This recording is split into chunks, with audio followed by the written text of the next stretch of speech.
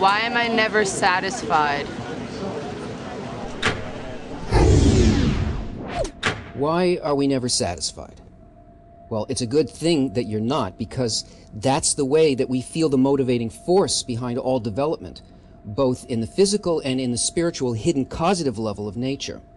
Anything that we feel as movement, from moving to some other part of the world to the subtlest shift in an inner attitude, happens only because this force has made us so uncomfortable and unable to fulfill our desires in our current state that we begin to feel a need for a greater satisfaction that we calculate must exist in that new situation.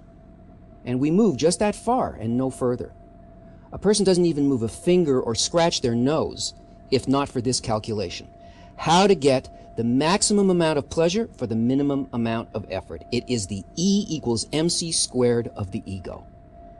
This formula is so pervasive that we never choose anything unless it's presented to us in that way. We only choose between what we consider to be painful or pleasurable, and we always choose pleasure.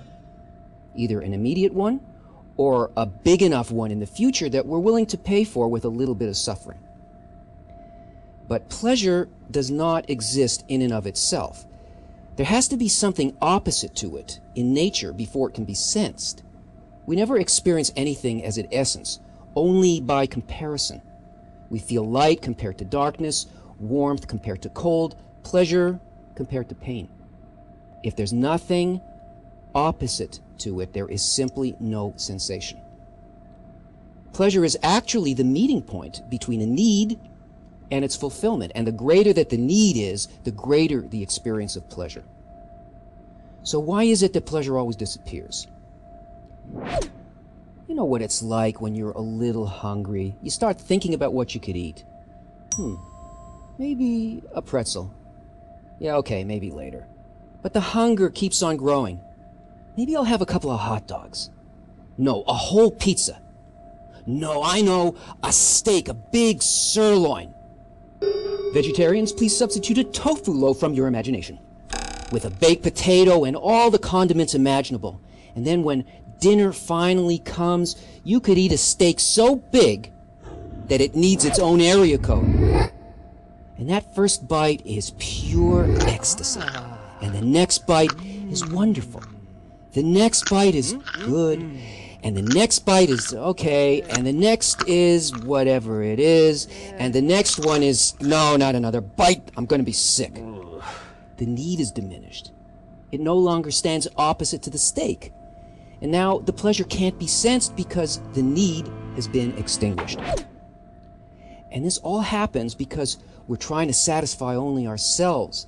And that egoistic desire is ultimately what makes human experience limited and physical, because our own needs are tiny and they're built in such a way that they can never be satisfied. And yet we find ourselves longing for lasting pleasure, and we feel that somehow it must exist. And it does.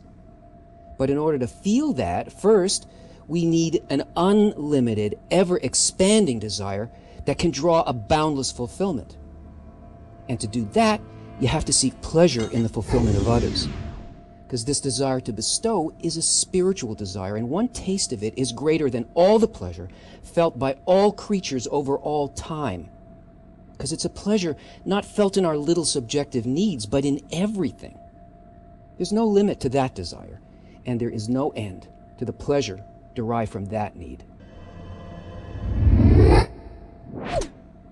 Well, I hope that satisfied your hunger for knowledge and gave you some food for thought. And here are a few other items on our menu that you might want to taste, and just click and stop me, please.